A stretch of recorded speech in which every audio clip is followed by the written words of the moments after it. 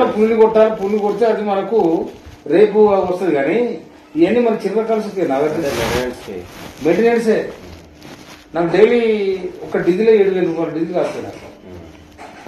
నాకు వచ్చే జీతం కూడా నేను లెక్క చూసినా అయిపోయింది. ఎవడు ఉండడు. నేను మొన్న 50,000 కట్ట తీసుకొని పోయినా, ఇంటికి వచ్చారు 5,000 లేవు. నా ఆఖరి 2,000 నా జైలు వెళ్తే గడపచ్చి 2,000 డీజిల్ లేవంటే మా పిఏ దగ్గర నాకు అకౌంట్ ఉన్నాయి సార్, నేను కొట్టుతాను కుట్టినా చెప్పి ఆ రోజు పిఏ అన్న బండి బండి ఉన్నట్లు 5,000 బదులు అంటారా అంటే ఇచ్చిన. తర్వాత నాకు ఇచ్చినప్పుడు చూసేవారు మున్సిపల్ ఆఫీస్ కానీ నాకు ఇచ్చారు. ఏదో వెళ్ళకుండా ఏదైనా కట్ట సార్ పొద్దునే వస్తాయి అంటే ఏముంటాయా నా అయితే నేను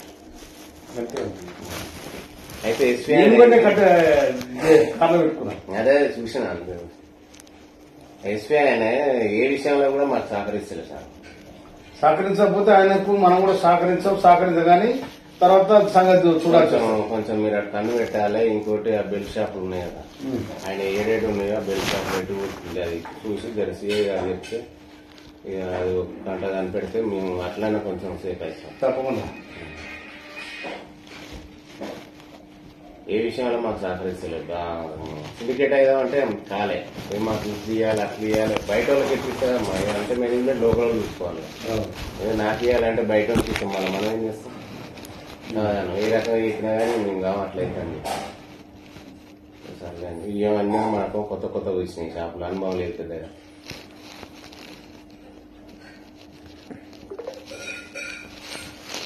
మీరు ఒక మాట సిఐ గారు జర కనిపెట్టంటే సరిపోతుంది.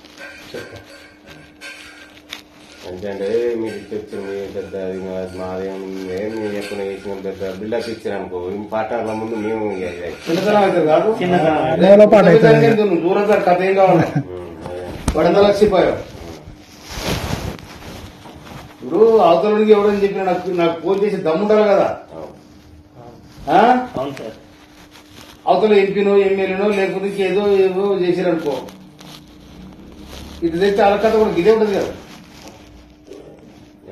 ఏ రూట్ పోయేటో ఆ రూట్ ఇప్పుడు నేను అదనగా పోయినసారి మీరు 15 లీటర్లు చేసిన నేను కట్టించేయమని చెప్పాను. లేకపోతే నాకు కొత్తగా క్రియేట్ చేయాలని కూడా చెప్పాను. అంతే సార్, కొత్తగా నాకు చేయమని చెప్పలేదు.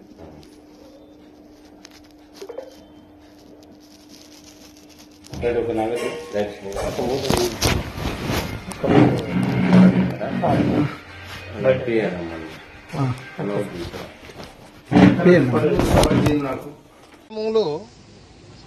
ఈ వైన్ షాపులను కూడా రావడం జరిగింది. ఇప్పుడు తెలుసు నాకు, ఎందుకంటే పక్కన కూర్చొని నా ఇంట్లో వీడియో తీశారు కాబట్టి. అయితే నేను వాళ్ళతో మాట్లాడే సందర్భంలో మరి ఎవరు తీసుండో నాకు తెలియదు. నేను వాళ్ళు వస్తే నా ఇంట్లో వాళ్లకు ఛాయ్ ఇచ్చి మంచినీళ్ళు ఇచ్చి మర్యాద చేసి నా దగ్గర కూర్చొని పెట్టుకున్నా. ఏ ఎమ్మెల్యే కూడా కూర్చొని పెట్టుకోడు. నా దగ్గర కూర్చొని పెట్టుకుంటే నేను ఛాయ్ ఇస్తే నా ఛాయల్ని ఇసం పోసిరు, వాళ్ళని ఛాయ్ ఆగిపోయారు. ఇది తీన్మార్ మాలిగాడు చేసిన లెక్క. ఇది వాని మనసులు ఇవాళ ఒక మందుల సామెలంటోడు నికారసన ఉద్యమకారుణ్ణి ఇవాళ తుంగతుర్తి ప్రజలు నన్ను దీవించి ఈ విధంగా గెలిపించారు. నన్ను డ్యామేజ్ చేయడానికి, నా మీద బ్లాక్ మెయిల్ చేసి నాతో డబ్బులు తీసుకోవడానికి టీఆర్ఎస్ తో కుమ్మక్కై నేను లిక్కర్ దందా చేసినా, లేక మూల దందా చేసినా, ఏం దందా చేస్తా? నేను నా దందంతా ప్రజలతోనే, నా జీవితం ప్రజలతోనే బతికినాను నేను. అందుకోసమని నాతో డబ్బులు లేని నాడు జనము మొన్న ఎన్నికల్లో నాకు సందాలు ఇచ్చి గెలిపించుకున్న ప్రజలు. అటువంటి చిల్లర దందాలు నేను చేయను.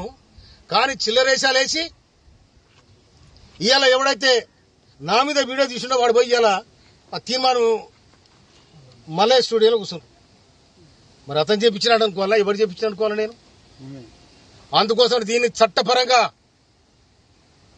ఇవాళ ఒక దళితుడు, ఒక మాదిగ వ్యక్తి రాష్ట్ర ప్రభుత్వంలో ఉండడం ఇష్టం లేదా?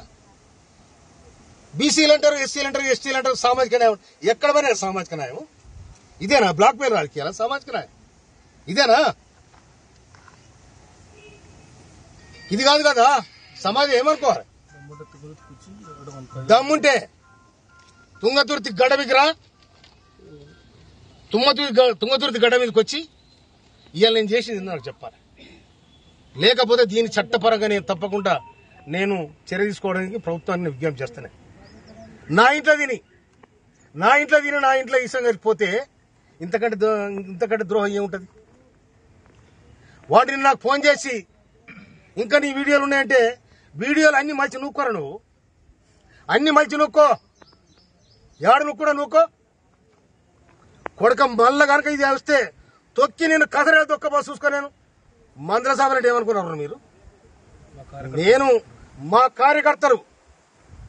కార్యకర్తలు దాచుకుంటే న్యాయం కోసం తుంగతుర్తి పోరుగడ్డ కొట్టని గడ్డ ఇది.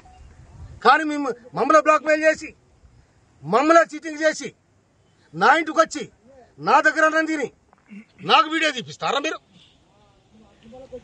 నేను ఇవాళ సమాజంలో ఒక మార్పు రావాలి, గుర్తింపు రావాలి, ఒక సమాజం ఈ విధంగా ఉండాలని ఇవాళ కాంగ్రెస్ ప్రభుత్వం, ఇవాళ రేవంత్ రెడ్డి ప్రభుత్వం మేము విజ్ఞప్తి చేస్తే మాకు ఏబిసిడి వర్గీకరణ చేసింది. మాదిగ మంత్రి కావాలని కొట్లాడినా మేము. కొట్లాడి అధిష్టానం పోయి ఇవాళ మాదిగ మంత్రిని తీసుకొచ్చిన వాళ్ళ ప్రధాన పాత్ర వహించిన నేను. నా తమ్ముడు ఎంపీలను అందరిని అక్కడ చిన్నోళ్ళు నేను చెప్తే వినరు వాళ్ళు. అరే తమ్ముడు మనము చెదిరిపోతే ఆగమైతే వద్దురా, రాష్ట్ర ప్రభుత్వానికి మనం విజ్ఞప్తి చేస్తే మనకు మంత్రి పదవి వస్తుంది, సామాజికంగా మాదిగలకు కూడా అవకాశం ఉంటుందని చెప్పి నా ప్రయత్నం చేసిన. ఈ ప్రయత్నం కూడా మీరు ఓర్వలేకపోతారు. మీరు ఓర్వలేకపోయినా ఓర్చున్నారు, అది నీ కర్మ. కానీ ఇవాళ సమాజంలో చెప్పే మాటలు ఒకటి, చేసేది ఒకటి, చీటింగ్ దందాలు, మాఫియా గ్యాంగులు ఏమంటారంటారు, నా దగ్గర చూపెడతారా? అందుకోసమనే ఇవాళ నేను నా మీదనైతే ఎవరైతే అకారణంగా నా ఇంటికి వచ్చి నా ఇంట్లో అన్నం తిని నా ఇంట్లో నా అన్నంలో ఇష్టం కలిపోయిన ఎవడైతుండో మన మీద తప్పకుండా చర్య తీసుకోమని రాష్ట్ర ప్రభుత్వానికి పోలీసు యంత్రాంగాన్ని కూడా చెప్తున్నా నేను. నిజంగానే నాకు ఎవరు డబ్బులు ఇచ్చే చెప్పాను, వాళ్ళు వస్తే తప్పకుండా అన్ని వ్యవహారాలు మాట్లాడతాం. ఒక మనిషి ఇంటికి వచ్చినప్పుడు ఉత్తు వచ్చి కూర్చున్నా కూడా ఏం జరుగుతుంది, తుంగతుర్తి ఏం జరుగుతుంది, రాష్ట్రం ఏం జరుగుతుందని మాట్లాడతాం. సార్ అంటే ఆ వీడియో వ్యవహారం అంటే ఉద్దేశపూర్వకంగానే జరిగిందంటారా?